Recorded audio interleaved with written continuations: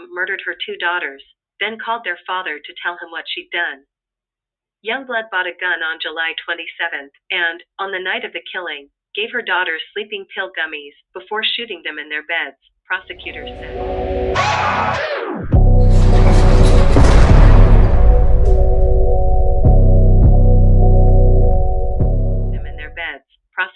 said. Brooklynn was shot once in the head and Sharon twice, according to the Post. Before Sharon died, she was able to call 911 and talk to officers on the scene. She said her mom came into the room and said, "I'm going to take you to see God," and then shot her. An officer testified, NBC. Welcome back to the channel, y'all. White Boy Radio. We're back with another one. There you go, people, right in front of you. You see her. We're going to get into this, man. As you see this devil mom, this monster, you see what the article says. How could a mother spike her own 2 girls, spike the little gummies, so they fall asleep, and then she walks in with a gun and says, you're going to go see God now, and then shoots both of them. One survives and is able to call the police.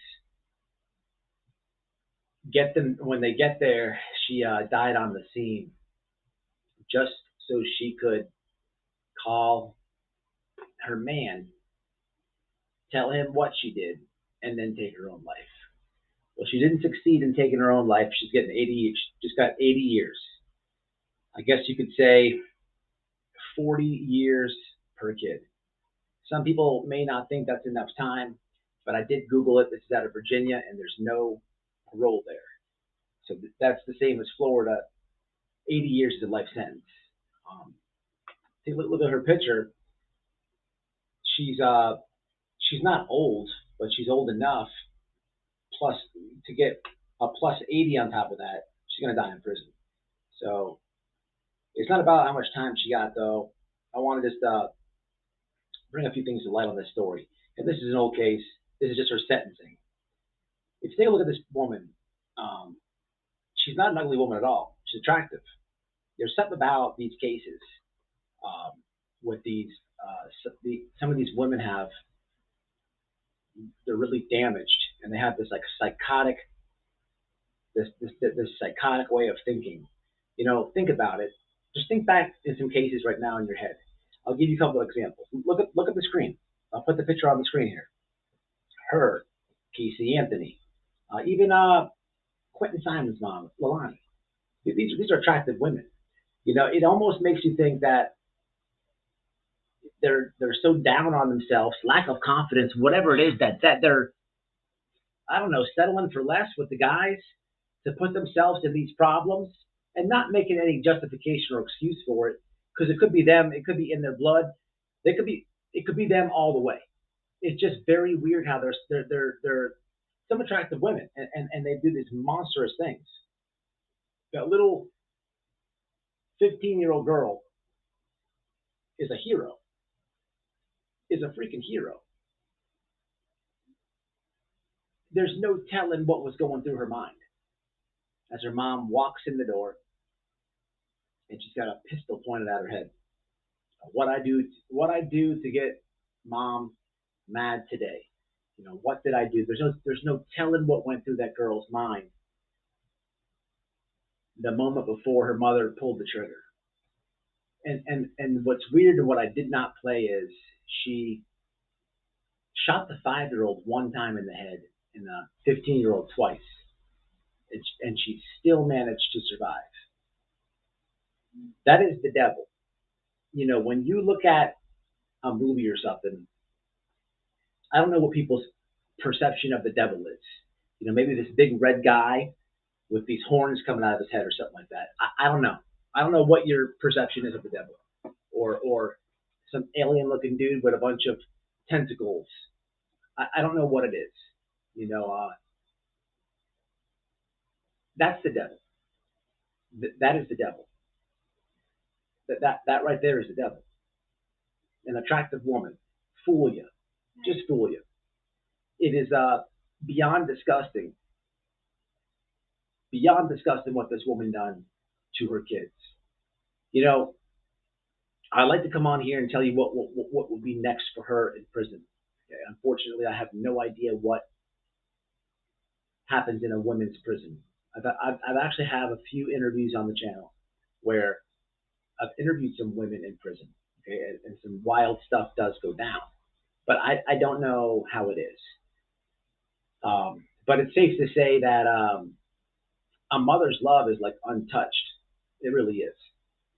There are some, sure, there's some pieces of crap in the women's prison system, but there's got to be some women in there that are good women that are just made some bad choices in life, and they got to earn and miss their kids on the outside. They have to. Even the ones that have done heinous things, nothing like her, but bad enough to have a lot of time in there, they miss their children.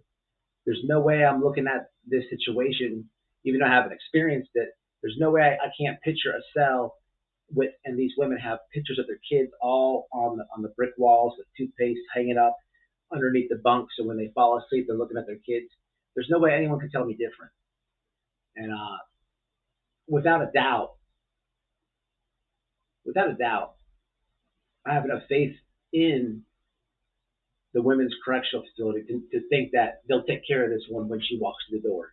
Although I don't know. I know I have some subs that have been to prison that are women, or some subscribers that have kids that have been through the prison system. I've talked to them.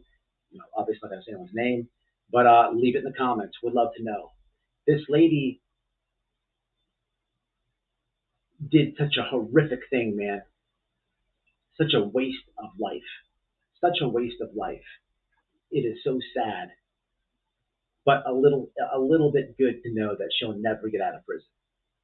With a little hope that maybe she'll just get taken care of in there, because those kids are gone forever at a very young age. The good die young is not even that saying is so overrated. You know,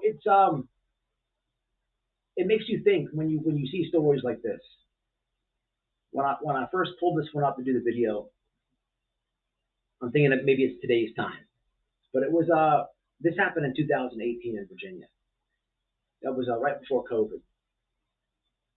I can't say that people were acting crazy then, or maybe they were, but you know, when COVID started, and especially nowadays in 23, the whole time frame, people are acting nuts. People are acting nuts. I don't know if it is we are living in crazy times, or maybe things aren't that bad.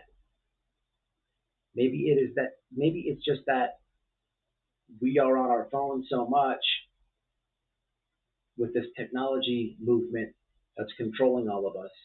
And maybe it's just that we'll get the taste of our own medicine for once. The United States, for years, has done the propaganda move on so many countries, and it's kind of backfiring on us. Maybe that's what it is.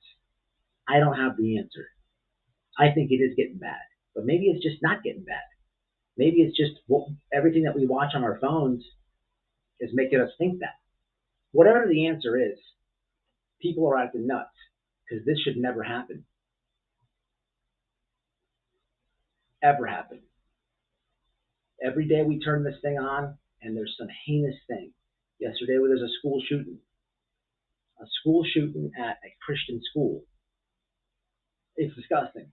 It is disgusting. I don't know what's going through people's mind, but this is not normal. It's not normal, people. Take a look at this woman. That's the devil, people. That is the devil, without a doubt. I'm glad she got 80 years, and I'm just bringing you guys the update. After doing this video, I changed my description for every other video. From here on out, and any video in the past or in the future, at the very bottom of the description box, it's going to say, if you know a child that is being abused, it's going to give you a number where you can call confidential.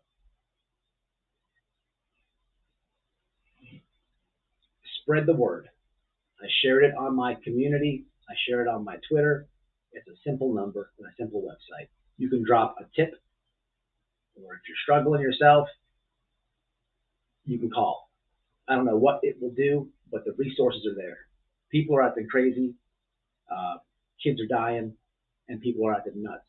I have no answers, but I'm glad this lady will never get out of prison, because that's what people belong at when they lose their marbles. Until the next one, it's tough to do.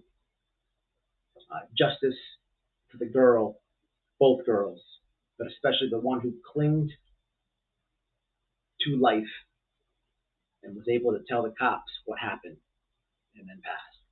It's a good day for her. Until the next one.